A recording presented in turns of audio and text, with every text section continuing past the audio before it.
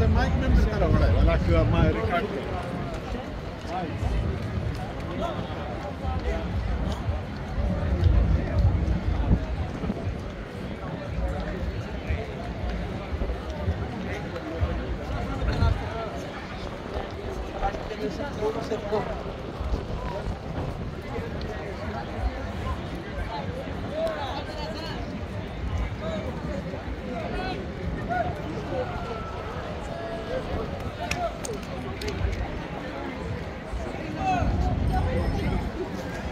نو ملګرو سلامونه، امید مې دا دی شبه یاست، وخت به مو بخیر وي.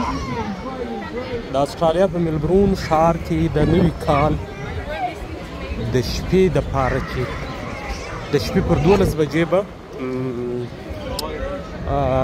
ورشندنه کېږي یا زموږ تاسو په اصطلاح پټاونه به کېږي، پټاسان به غورځول کېږي.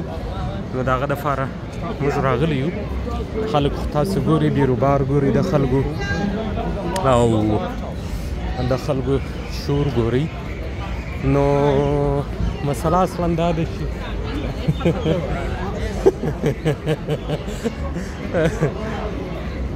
نو دا زموږ کونړی صاحب دی، دا د ټیک ټاک راوستلی دی. کومې ځینې چای ولې بندې کړي؟ نو دوستانو ملګري را سره دي دی باندې راځئ تاسې هم را سره وګورئ.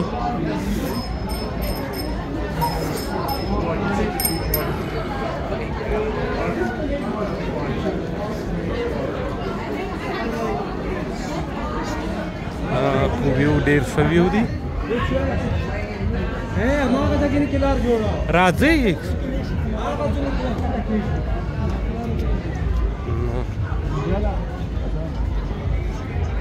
خو دا چې اوس دوستانو تقریبا 8 بجې دي،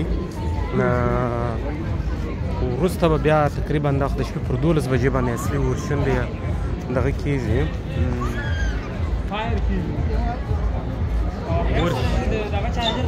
ورشند ورته وایي، ورشند ورته وایه. آیفون کیبل دې راوړی؟ آیفون کیبل مې راوړی دی. بیا پیسې راکړې بیا به داسې ده پیسې تا ما کړه منې کړي دي، ته غږ وکړه. زه دا دی ګوره، ستا ټلیفون مې هم زما په ویډیو کې راوستی.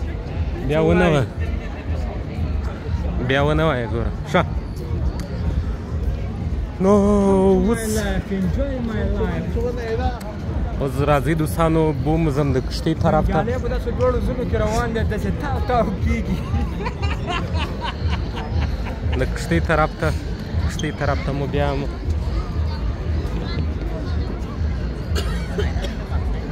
قمري صاحب کور نه راکړلی دی، دې کې هم لاس کې ورکړی دی چې ګرځه.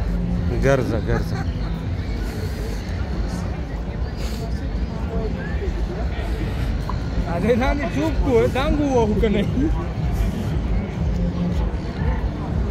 سلامونه بوی څنګه؟ وعلیکم سلام، شکر دی. اوکې بای، have a good time. Thank you so much.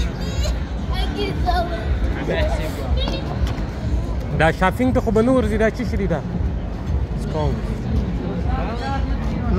شاپینګ ونه څه ګران دی ښکته شلان دی ښکته کېږي.